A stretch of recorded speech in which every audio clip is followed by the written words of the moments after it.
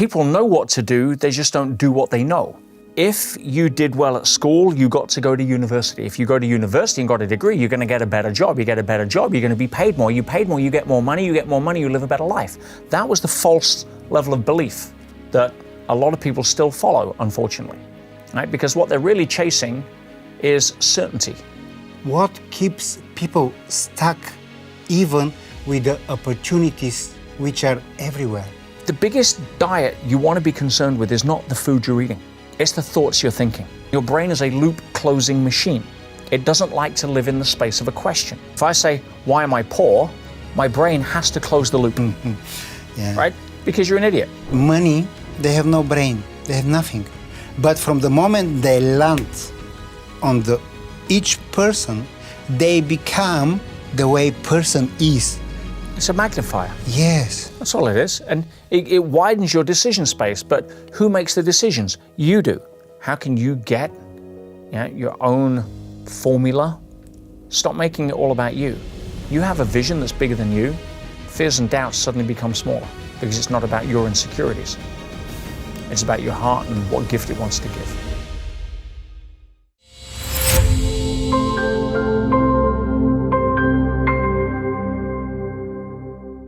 He started his first business when he was only 17 years old. By the age of 21, he was already a millionaire. And this was the time when the internet didn't even exist. He became the youngest trainer for Tony Robbins and worked with Tony for over 15 years. He has built more than 20 businesses from a zero and has been in the personal development over 30 years. He loves big challenges and ran some of the hardest marathons in the world. He recently rode 5,000 kilometers across the Atlantic Ocean from the Canary Island to Antigua in a small boat. He is ranked in top 10 motivational speakers in the world, and he is the creator of Elite Mentorship Forum, which is a 6-month transformational program. He also leads his own academy where he trains top coaches to help and raise the human consciousness. Our guest today is the only one, Peter Sage.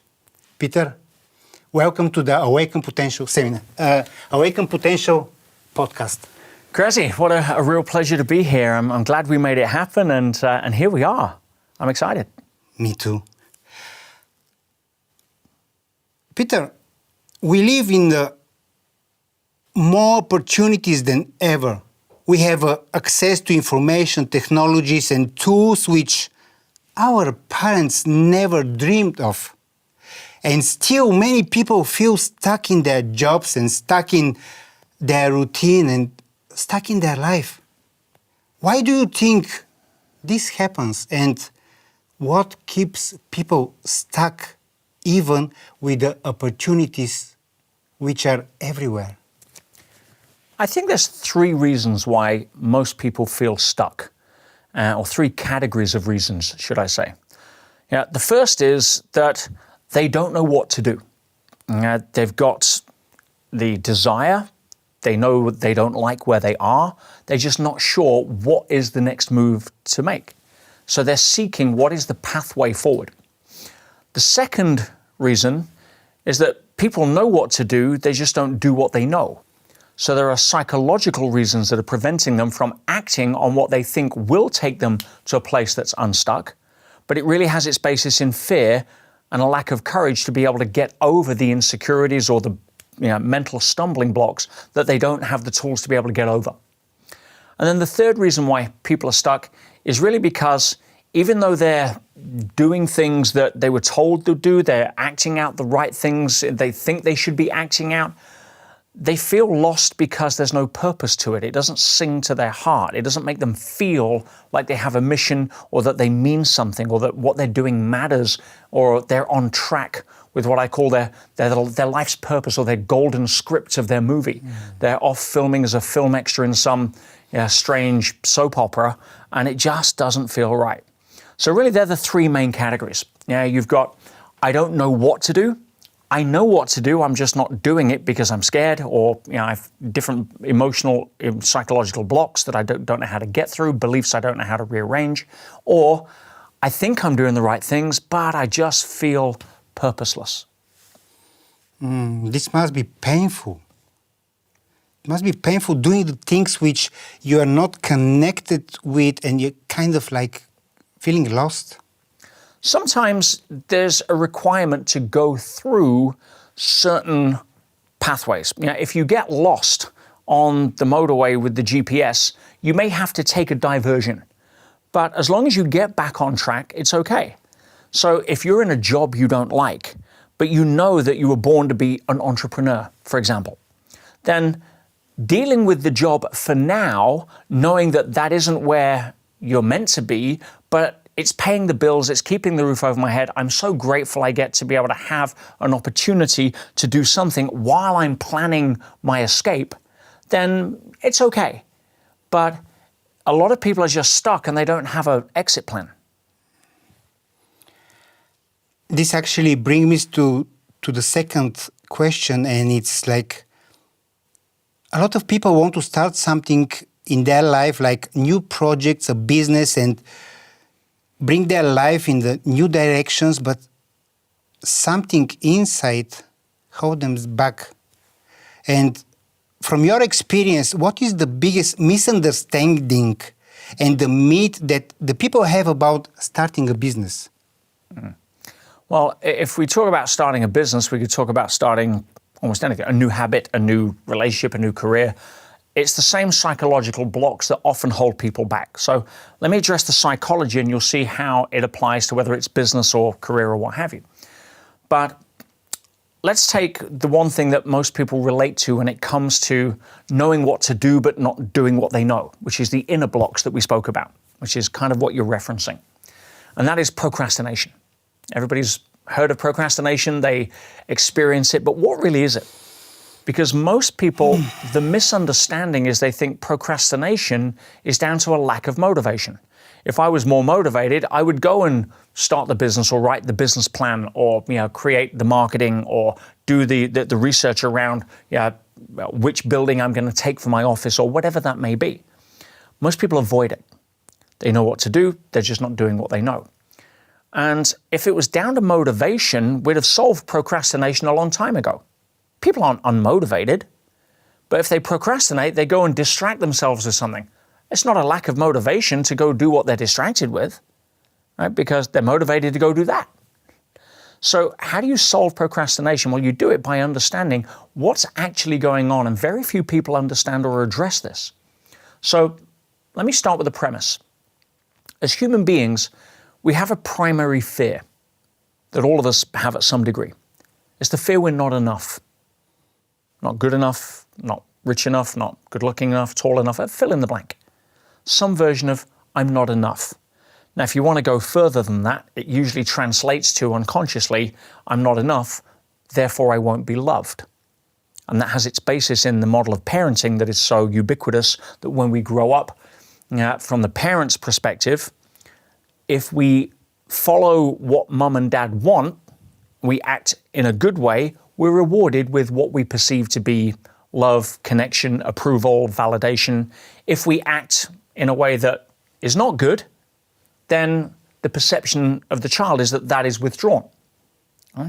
Now, the love is always there from the parent, but if the child says, oh, if I do this and I'm rewarded and I do that and I'm not with the one thing I want most, which is love, then they grow up essentially adapting to, I need to act in a certain way to get what it is that I want. Because most people feel that if I fail, I won't be good enough and I won't be worthy of what I really wanted most, which is love. So if we have that as a premise, that most of us have the fear that we're not enough. When you have something on your goal list, let's say starting a business, and you look at, in order to start the business, I need to write a business plan. Let's say that's one of the first steps, or a marketing plan, or do some research into my competition, or walk down the pathway, which is this direction, that leads me to starting the business. Now, at the end of that corridor, there is a door that you open, having completed your business plan or executed or started your business. And when you open that door, there's a risk that it'll work or fail, right? Now, the brain is doing a calculation. If I go down this corridor and I open the door and there's a risk of failure, that triggers the fear that I'm not enough. So I'm going to look for a different corridor. So this corridor here, right, is rearranging my inbox, washing my car, fixing something in the house, because at the end of that corridor, if I open the door, there's a higher chance of success. So it's not that I'm not capable of walking down this corridor. It's that if I've already calculated that there's a potential of failure, I will look for a corridor that has a higher chance of success. We call that a distraction or procrastination. So what we really have to do if we want to start a business, is there fear involved? Of course. Why is there fear? Because people associate risk of failure to fear. Fear that they're not enough. Fear they won't be able to feed their family. They're not a good enough parent. Fear that, people will laugh at me because I didn't succeed. And that has its basis a lot in how the journey through school happens. You go to school, you're given tests. And if you pass the test, you're rewarded. You go to the next level. If you fail the test, what's the stigma? You're not good enough. You're stupid. You have to resit again. You're not as good as your classmates. You're ranked in order of where the test is. So now you're bottom of the class. How does that make you feel for self-esteem, self-worth? So we link growing up, which is very formative years for our psychology. We link fear of failure or not achieving or failing the test to not being good enough. And most people will do almost anything to avoid that. So we want to start a business. Is there a fear of failure? Of course there is. There's no guarantees. There's no guarantees in life. You want a guarantee? Buy a toaster. So instead, what do we have to do to get over that? If you do want to start your business, you have to understand that it's not failure in terms of how you think of it. It's experience. If you were to swap the word failure for experience, in order to be a better business person, you have to collect some experience points. So now at the end of that corridor, you're either going to be successful or get some points. Now it's win-win. I'm simplifying, but you get the idea. When you are talking, it's coming to me because I go into the classroom. When the teacher say, Krasimir, he can do much more better, and I'm very disappointed he didn't achieve this. Well, what my brain here is disappointment. And I feel like I'm out of the society, especially the girls I like, so I'm not good enough for them. Do you think if at school, the people, they start also to reward the failure? They said, unbelievable, the way you did it, it's great. I understand you have a huge potential, you can do it better. Maybe if at school they start to teach that the failure, it's actually not failure, and the people, they can still respect for who you are, maybe we will have a new generation growing with not having a problem of fear to go to the business.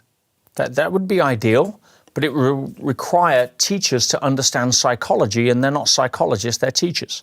So what's the line between, it's okay to fail, and therefore you're not giving any incentive or reward to grow, versus, you're an idiot because you didn't pass.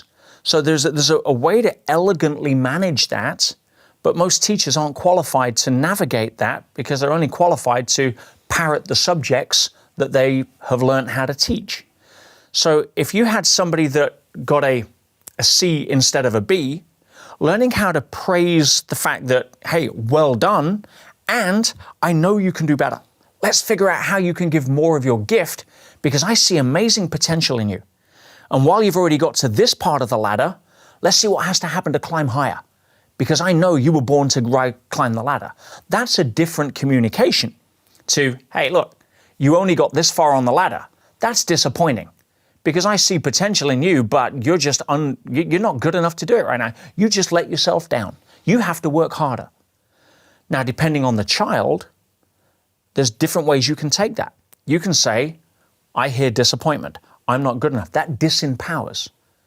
Or you can hear it from, I'm going to show you.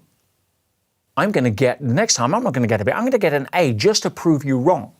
But that's down to how the child's internal makeup is crafted. Now, both of them are dysfunctional because both of them are doing it out of reaction to fear, not a growing of the potential.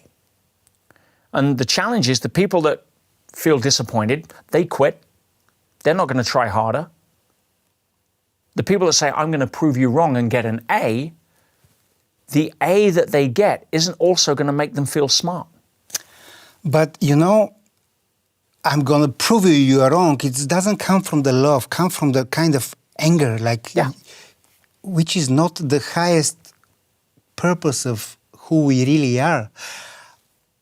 What is coming to me now, the parents, because my daughter Julia was just on the seminar and I was kind of tough with her. I was disappointed. She was the only child who didn't go on the stage. And I felt like, I came from Cyprus bringing you here to have a kids seminar. It's 3-day seminar. And I judged her. And then I said, who I am to judge? I bring her here. I went her to the seminar. I bring her to the seminar. This is what I have to do, to bring her to the seminar. And then she can do her part.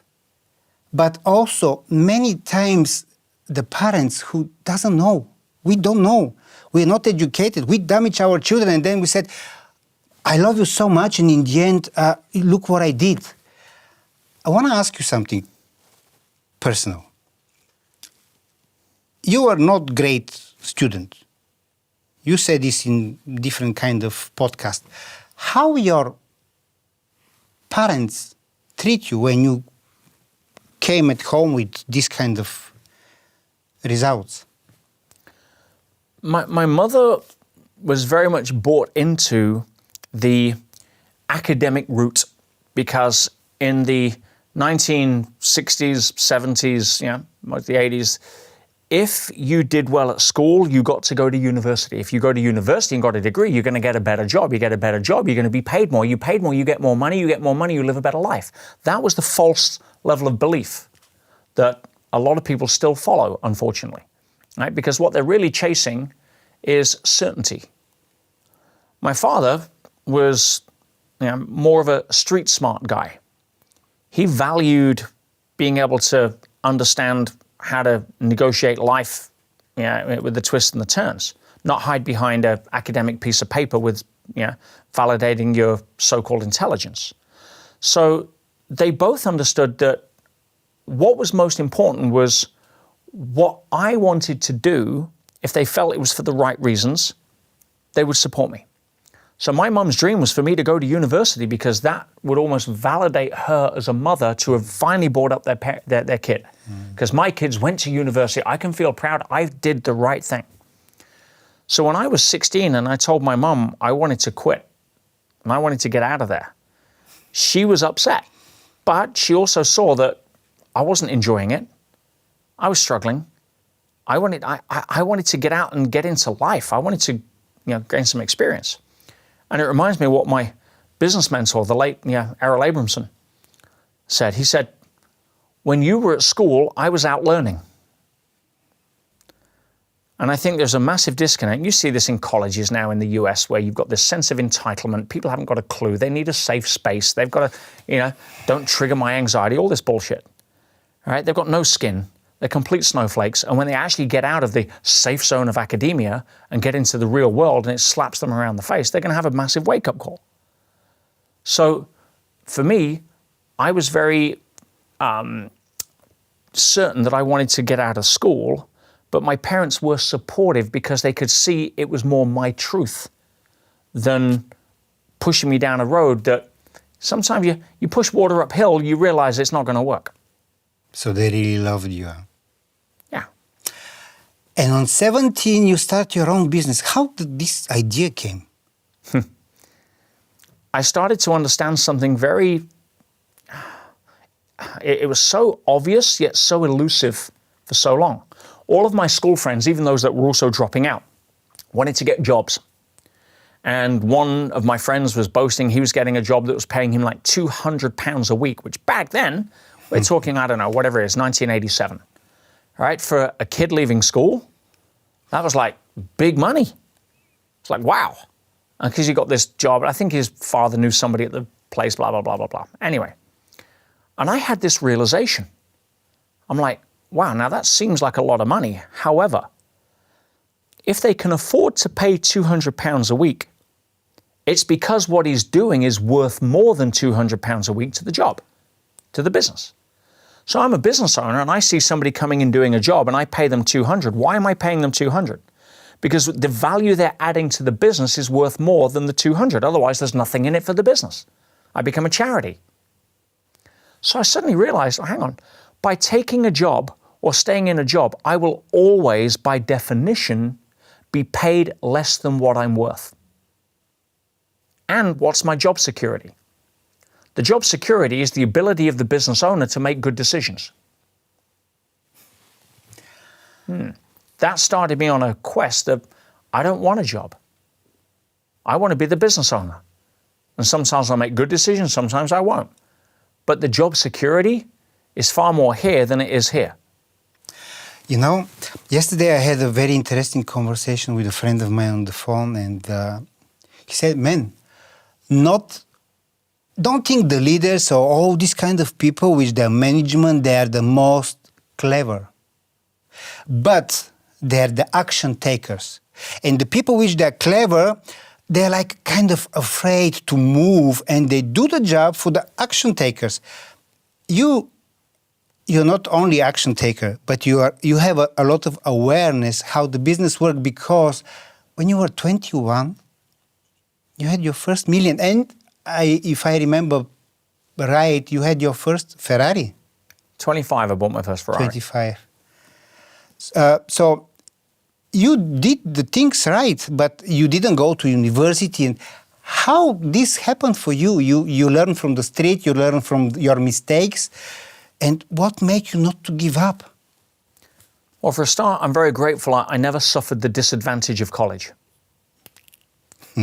So when I was out there, I also had very little to lose. I was working actually for my dad. My dad had a junkyard. He owned his own job. And he was paying me £40 a week. Now, I was living at home with mum and dad, so I had £10 board that I would pay. But even so, that's not a lot of money to do what you want to do at 17. So I said to my dad, I'm leaving. And he said, what are you doing? And I said, I don't know. I didn't know, but I had a belief. The belief is if you jump in the deep end, you can only swim. And he paid me the last week's wages. I paid my mum £10. I paid a friend £10. And I had £20 left. And I knew that I needed to do something with it. If I just spent it on beer or sweets or whatever, then it's gone, it's gone. It had to go into something that would give me more money back. I read The Richest Man in Babylon, 17 years old, taught me everything I needed to know about money. And so I thought, how can I invest that £20? And I bought £15 worth of toys from a wholesaler, drove to a car boot sale in an old car from the scrapyard nobody wanted to buy, and my dad said I could use.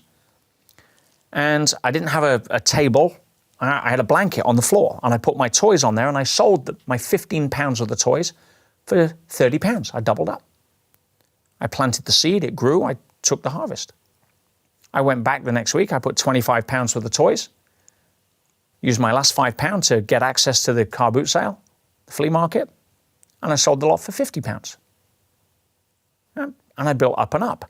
And now I'm starting to learn something that, I don't need somebody else to give me something called a job that's paying me something called a wage in order to create value in the marketplace for people to want to give me money. Because why are people giving the business owner money? For him to take 200 and give it to my friend. Why? Because he's adding value. It could be a product, it could be a service. The person who's employed is adding value to the business owner, 40 hours a week. They get a salary. But all of the money is irrelevant. It's an exchange of value. Money's measuring that value. So if I can learn how to get rid of the job thing and just learn how to make money by learning how to add value and use business as a vehicle to be able to do that, that'd be much better. That's what I spent my life doing since I was 17. You know, now I can imagine the market. I can imagine you with the blanket down and the people around you. And most probably, these people which they were selling around you, they had a boss, somebody who was paying to them. And they didn't have their own business, but somebody else was paying to them to be there and to sell their toys.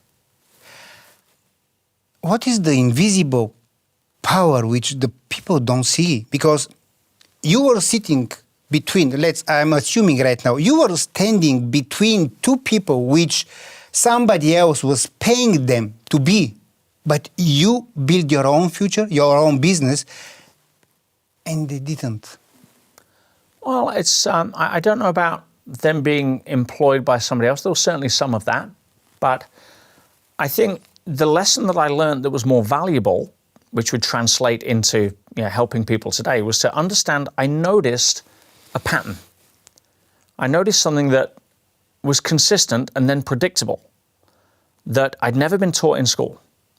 And that is, if I'm on the market, I progressed from the car boot sales to the flea markets to an actual market, official covered market stand for the council. And so I would put my toys on the market, and some days I would do really well, and some days I wouldn't. Same amount of people coming by, looking at the same toys I'm selling for the same price. On one day, I almost sell out. On one day, I can't sell a thing. And what I noticed was, what was the commonality? It was my attitude. If I thought positive, more people would come and buy toys. If I was thinking about some bullshit on the TV or some problem I thought I had, less people would come up. Now, you can't put that into tangible outer world stuff, but the inner world is so powerful. Because the outer world follows the inner world, and that's where I first started to notice it. If I was feeling positive, I would get positive results. If I was feeling negative, I would get negative results. Case closed. And it became predictable. So what do you think I did? I worked hard at staying positive. Still to this day. When did you go to the personal development? How the life bring you to personal development? It's often said when the student's ready that the teacher appears. Some people watching this may be watching this for a reason because it's their time to take a new step. But for me, I was actually, while I was working for my dad, I was earning next to nothing. And so I was earning a little bit of money playing pool. I was a pool hustler at our local bar, our local pool hall. And I remember I was driving, I had to drive to the center of town to post some letters so that it was the last day of the month, and my dad, with all the cars he would buy for the junkyard, would submit for the tax refunds on that month for the cars. So they had to have a stamp for the last day of the month so that the government would know that they were posted before the first of the month, because you could only claim the money back for the month you were surrendering. So I got the job of driving to the post office to try to get the letter in so it would get the stamp so my dad would get the refund. And I was driving home and I thought, at the next traffic lights, I could turn left for the pool hall or I could drive straight home. I remember thinking, if the lights are on green, I'll just go straight. If the lights are on red, I'll turn left for the pool hall. The lights were on red. The universe has a funny way of setting things up. Yes. So I turned to the pool hall. And as I pulled up outside the window, when you're playing pool, you can look outside. You can see the window to the street. And the people saw my car pull up. I was a pretty good player for 17. I'd watched Color of Money with Tom Cruise. And I was no Mike Siegel, but in my little circle, I could usually stay on the pool table because the winner would stay. When you lost, you go to the back of the queue. So when I pulled up, people saw me and they put their money on the table and they started putting more money on because you have to join the back of the queue. So I show up and I walk in and I put my money down, but I've got about an hour's wait because people didn't want me on the table because I would normally stay on the table. So I'm like, okay, I've got an hour. My budget was 50 pence per night. I got free petrol because I would get it out of the scrap cars out of my dad's junkyard. 50 pence was my investment. Why? It was 20 pence for a game of pool, and 30 pence was the cheapest drink, which was a soda and lime. So I would go in, I'd order a soda and lime, I'd get my 20 pence change, and that would keep me on the pool table for usually an hour or two, and I would win more games. So I've got to make my soda and lime last 1 hour. And I look across the bar, and somebody's there sitting on a stool, and he pulls out a mobile phone. This is 1988. Mobile phones are about £1,000. In 1988, £1,000 is like £5,000 today. And he was wearing a suit, and I'm like, wow, to have a phone means you need money. I'm looking to leave my dad. I'm looking for opportunity. Okay, I'm like, I need to talk to this guy. I want to know how he can afford a mobile phone. Now they give you a mobile phone, right? Yeah. So I go up to the bar and I put my soda and lime down and I start up a conversation. His name was Dell. And we got into this conversation. It was fascinating. I was listening to this guy. He was one of these things that I wanted to be. It was called an entrepreneur. He didn't have a job. He did deals and made money and had projects, and I was fascinated. And it was at that conversation he recommended The Richest Man in Babylon. I'd never heard of it, never heard of personal growth. He recommended another book called Ari, the autobiography of Ari Onassis, the richest man in the world. He shared with me one of the lessons from Ari, the book. When Ari Onassis was in London and he was building up from nothing, he got enough money to rent either a big place in Putney, not a great area, or a tiny place in Kensington, a little roof attic. And he chose Kensington. And in the autobiography, he was asked why. He said, if I was to lose all my money again, the only thing I would do would be to hang around successful people. That's all it takes. Peer group is everything. The law of conformity. Environment beats will. And I learned that lesson sitting next to this guy at 17 years old. And after an hour, they came tap me on the shoulder. They says, hey, Pete, you're on the pool table. It's your turn. I'm like, take it. And I started, and I was fascinated. And he was this experienced old entrepreneur. He was like 23 years old. Baby. I'm 17. I'm looking up to this guy, right? But he said something. He says, and he had this very public schoolboy accent. He was from Jamaica originally. Okay. He says, Peter, he said, I see something in you that I saw when I was your age. Guy's 23, right? But I had this air of said, come in tomorrow and I'm going to leave something for you behind the bar as a gift. When I left that night, I went home and I couldn't stop thinking about this conversation. I wanted to get The Richest Man in Babylon, but in those days, there's no internet. No. You've got to go to the public library and order it, and it had to come from America. It took 3 months before the book actually arrived. That's what I did. I went to the public library next day, and I tried to order this Richest Man in Babylon. And they sent for it from America. And I got a letter through the mail saying it had arrived a few months later. But the next day, I also went back to the bar. And the landlord, his name's John, he's passed away now, says, hey up, young sagey. Said, somebody's left something for you. And he gives me a plastic carrier bag. And inside, hands it over, it's one of those Nightingale Conant, you open it, it's got 6 cassette tapes. Wow. I don't know what it was, but I went home. And I remember lying on my single bed in my parents' home. I had this pop-up cassette player with a little foam headphones, and I started plugging them and listening. And it was a recording from something I'd heard of it was called a seminar. Whereby I thought it was a lecture at a school, but what he was talking about, you never learnt at school. He was talking about the psychology of success, the secrets to achieving goals. The only goals I knew were on a soccer game. Yes. Talking about the 5% law, the law of conformity. Why do 5% of people in the world own the world? It's not education. It's not opportunity. It's something different. And it was something called personal development. And I was blown away. I'm like, this is what I wanted to learn in school, how to be successful. Not how to learn algebra, geography, the periodic table, so I could get a piece of paper to go to university to do the same thing at a higher level, so someone would pay me a job that's less than what I'm worth. Are you freaking kidding me? And to give you 20 days holiday a year. It was insane.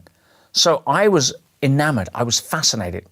There's an industry that doesn't teach you geography, mathematics. It teaches you how to bypass all of that stuff and just be successful. And I threw myself into it. I learned about goal setting. I learned about motivation. I learned about how to achieve things. I learned about being focused. I learned about self-discipline. I learned about speed reading. I learned about all this stuff. I couldn't get enough. It was like Neo in the scene in The Matrix where he starts his training. And they download stuff and Morpheus comes out and says, how's he doing? And Tank says, he's a machine, 10 hours straight. He can't get enough. That was me in personal growth without the benefit of being jacked in. Now you're saying to me, you obviously recognize the science from the universe, and you talk to this. I don't know, whatever you want the listeners, the people to call it, but you said, if it's a red, turn left. And you turn left. And you saw this man there, and you stand up, and you take an action, and you go to talk to him. You had an attitude, but you had the attitude that I'm not less than he is.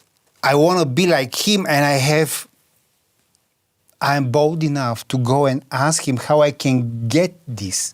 Or desperate enough, curious enough. It doesn't matter how you get there, but fear wasn't stopping me from approaching.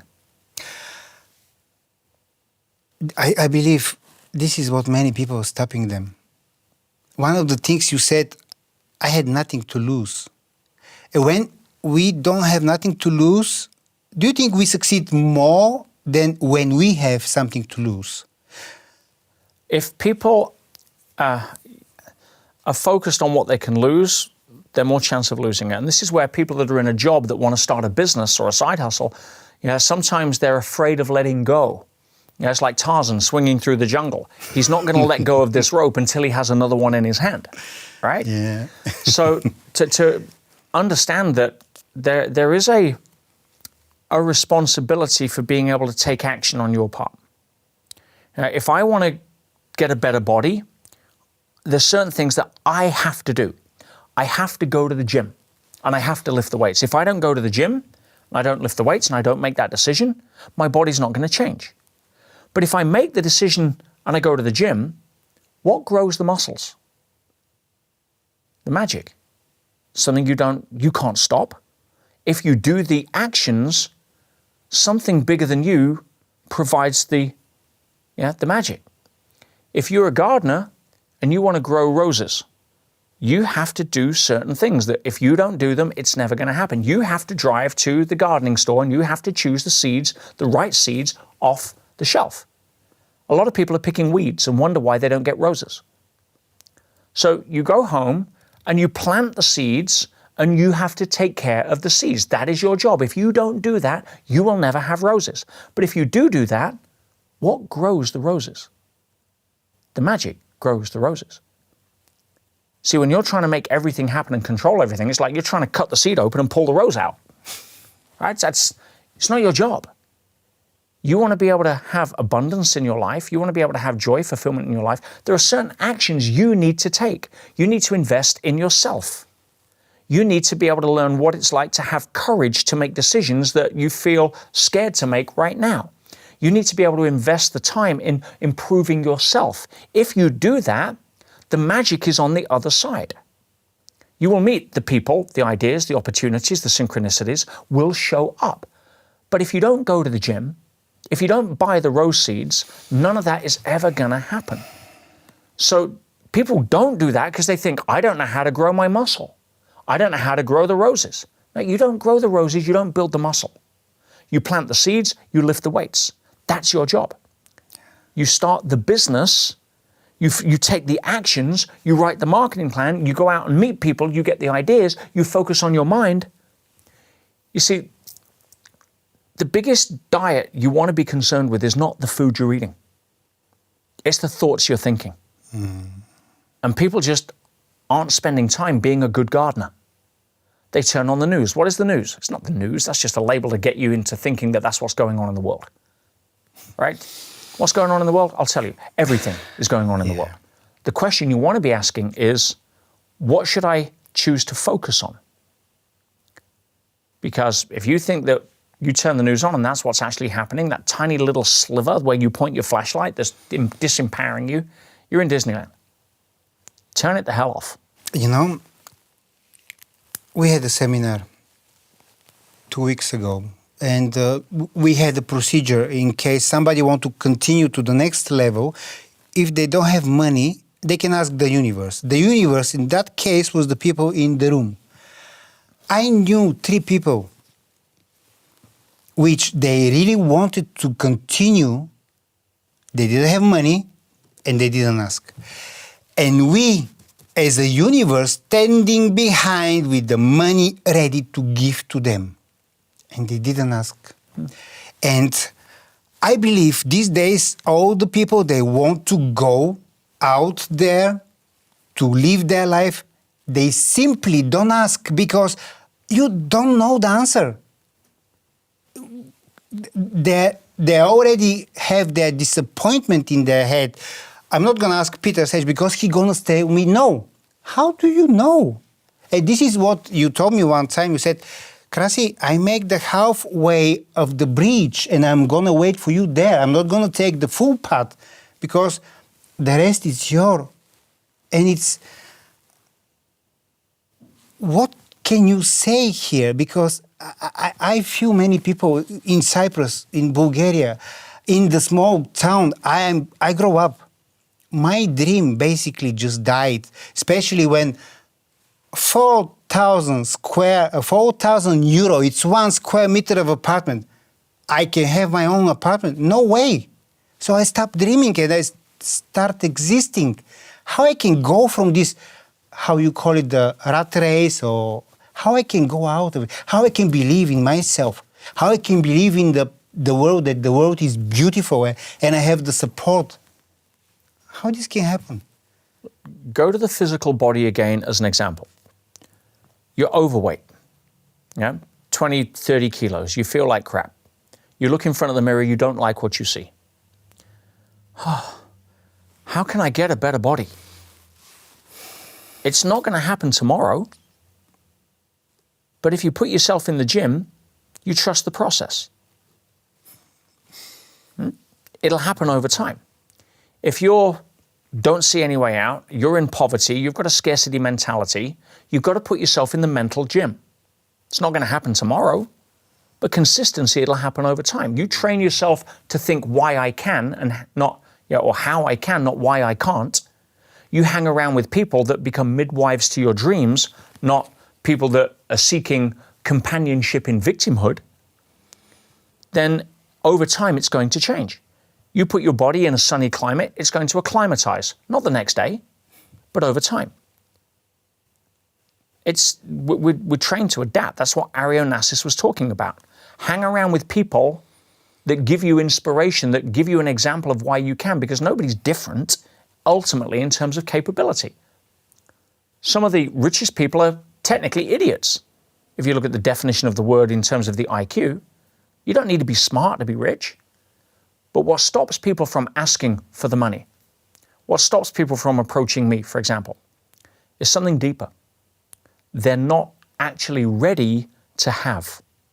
Ooh. And why is that? It's because our mind is split into 2.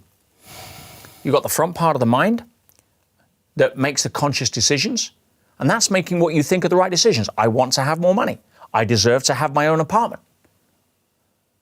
But that's like an ant compared to the main part of your mind, your belief system, your fears, your doubts, your insecurities. That's like an elephant. And if most people say, my ant is walking this way towards my goals because I want this and I do this, of course I deserve the money. but it's walking over the back of an elephant, your unconscious self-image, that's marching the opposite direction. So while you convince yourself you may be taking steps forward, you're actually traveling further away. And if you do get money, you'll find ways to give it away, to lose it, to have it slip through your fingers, invest in some scam, because you haven't got the actual readiness to have, because your ant and your elephant are walking in different directions. How do you train your elephant? How do you align it? Consistency over time. Because that's how your elephant chose the path that it's currently walking now anyway. How did your body become overweight? Consistency over time, eating the wrong things and not training. Right? It's not rocket science. There's a rule set that governs this. Put your body in a hot climate, it has to adapt. Put your body in McDonald's, it will adapt. Put your body in the gym, it will adapt. That's the rules. So, consistency is not the problem because we are consistent but with the wrong things. Correct. And maybe many people will watch this and they will say, oh, wait a second. Wait, I'm not Peter Sage, okay? He achieved this and this and this, and he had 20 businesses, and from the moment he didn't have any money and he was on the candle, he couldn't pay this, and then after a few weeks he bought a apartment in Canada with 5 million, whatever it is. I'm not this guy. I don't have this power, you know. It's like he's like here and I'm there, and I said, but this is not possible. I'm too small. So what you're saying is just go and look for someone who have more hope, more belief, maybe in you. And if you don't have belief in you, to see somebody else who can believe in you. Is that correct? Or Ask better questions. No one's going to be me because I'm already taken. and nobody asks questions these days. They're afraid that they will ask a stupid question, which there's no stupid question. So you understand, questions are the steering wheel of the mind. Questions direct focus. If I say, why am I poor? My brain has to close the loop, Yeah. right? Because you're an idiot, because you're not good enough, because everything you try, you fail. Your brain has to answer the question. Why do we create TV series, right, that are successful? Because at the end of one episode, you can't wait for the next because it leaves it on a cliffhanger. How is a book a page turner? Because you need to know what's happening next because it induces uncertainty until you know. So what it does, it creates an open loop for the brain. And your brain is a loop closing machine. It doesn't like to live in the space of a question. It needs to know what's going on next. So if you ask questions, it's designed to answer them. So you ask, why does my life suck? It's going to have to close the loop. It'll answer the question. Because your teacher said you were stupid. Because you're not worth it. Because you punished somebody in a past life. Whatever bullshit it comes up with, it'll answer the question. So it's like a faithful Labrador. If you throw the stick, it's going to go fetch the stick. That's its job. So if you throw a lousy stick and it comes back and drops this soggy, wet stick on your white carpet, it's not the dog's fault. The dog's fetching the stick. Yes. What you need to do is to learn how to throw better sticks. Throw and ask better questions. And some of the questions you need to ask is find out where your original beliefs come from. What do I believe about money? Oh, I believe you've got to work hard for it. Why? Because I saw my parents work 80 hours a week and still struggle. Okay? I believe that money's the root of all evil. Money's not the root of all evil. Right? That's some religious doctrine that's been misinterpreted. If you go back to the Greek version of the Bible, there's many different words for love.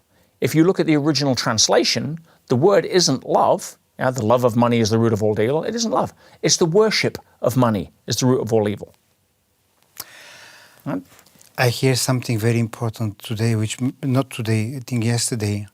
They said money, they have no brain, they have nothing. But from the moment they land on each person, they become the way person is. If you are greedy, you will become more greedy. If you are bad, you will become more bad. And I said, oh my God, the money have nothing.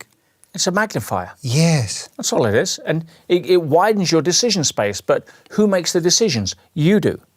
So if you have more money with which to make more decisions, it's still you making the decisions. If you're angry, you're going to have more opportunities to be angry. If you're generous, you're going to have more opportunities to be generous. Money is simply a magnifier.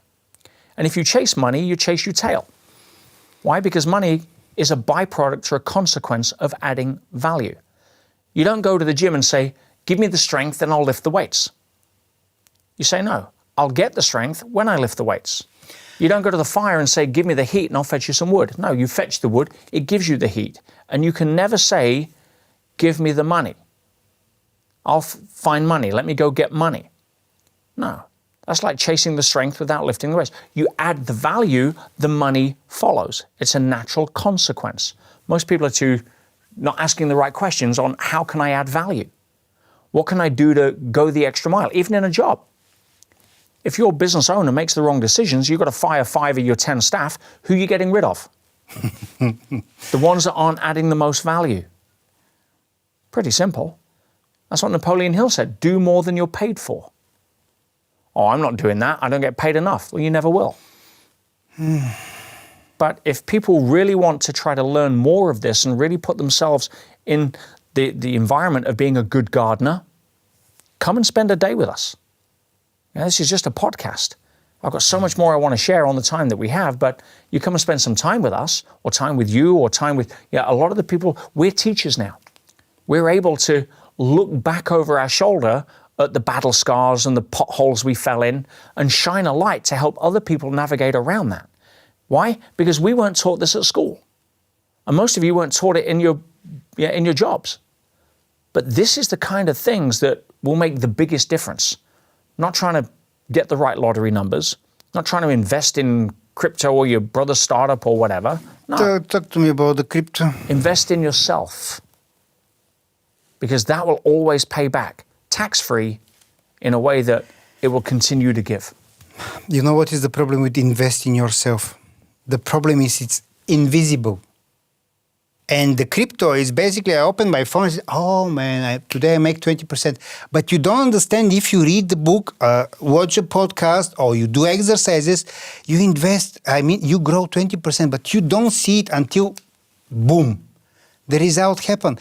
That's why this kind of not understanding, but it's misunderstanding.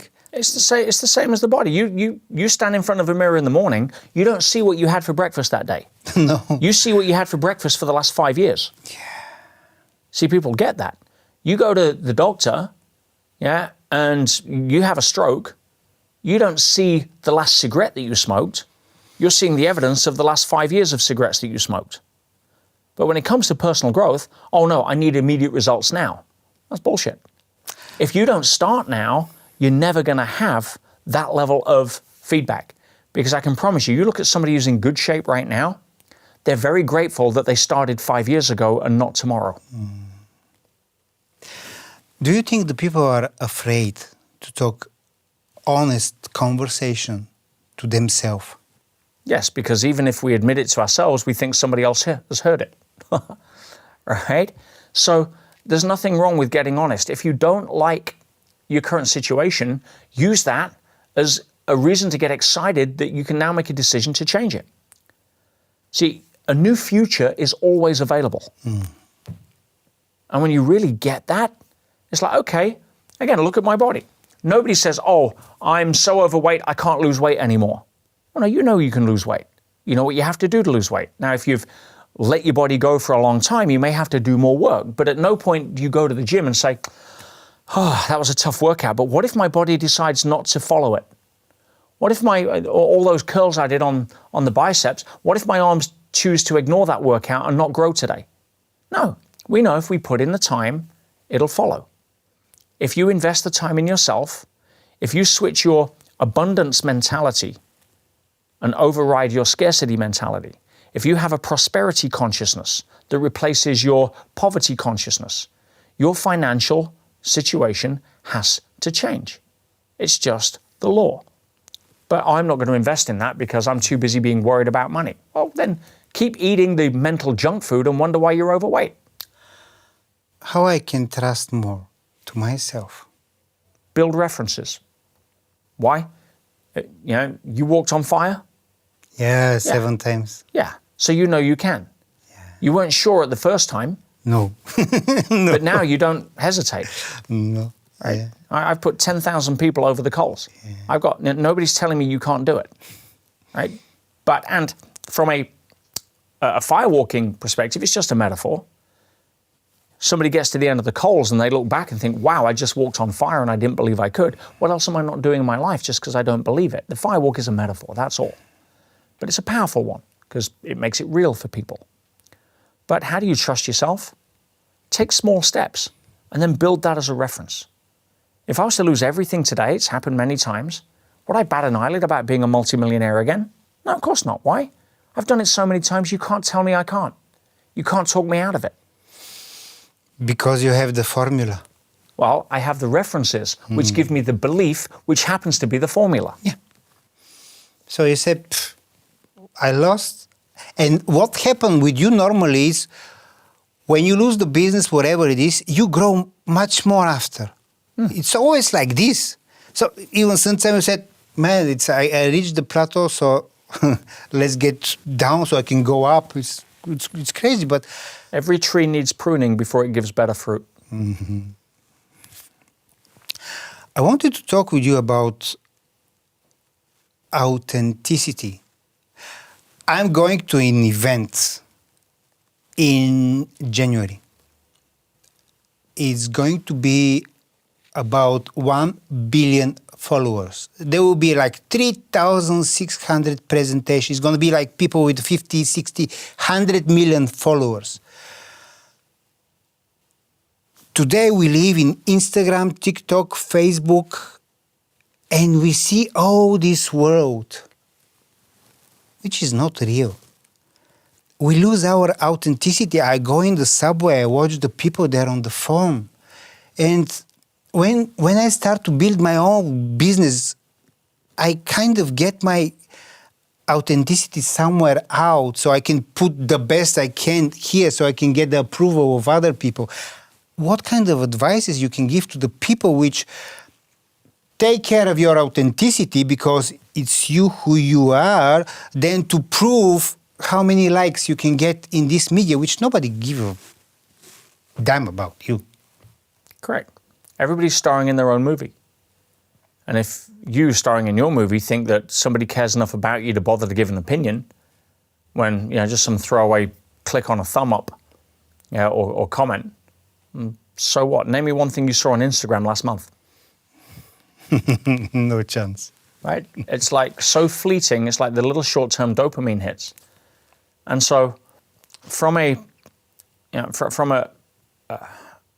place of reinforcing your lack of self-worth because you need external validation, keep scrolling.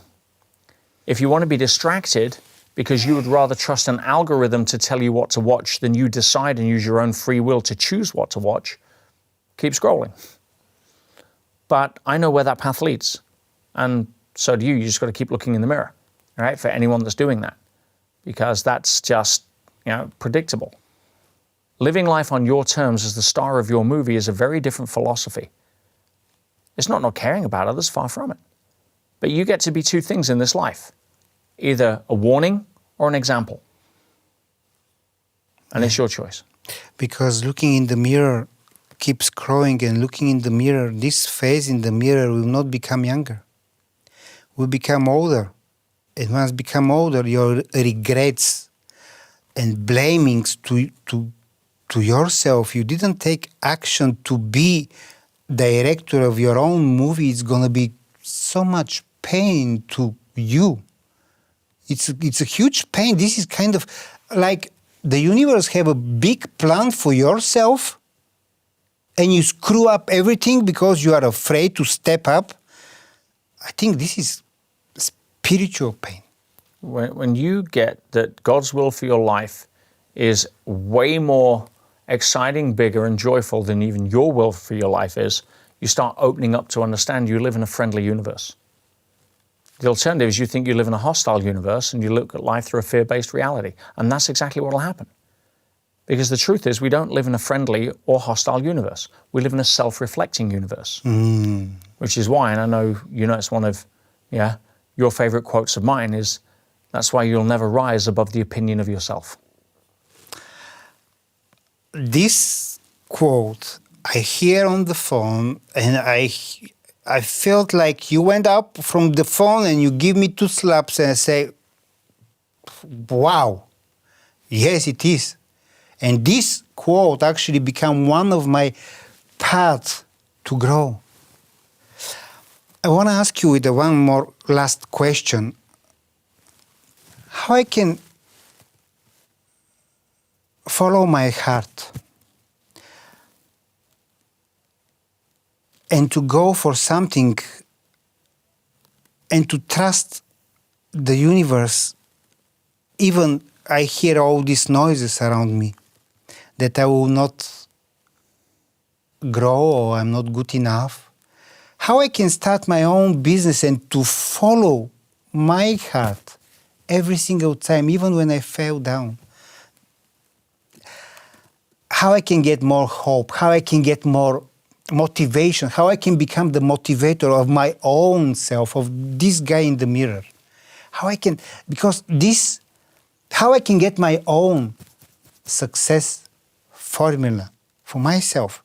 Because I listen different people, but they have their own, and they're not gonna take me for the hand and move me around. No, I'm old person. I'm a grown-up person. I have to continue my own life. How I can get this potential, can get this power back to me?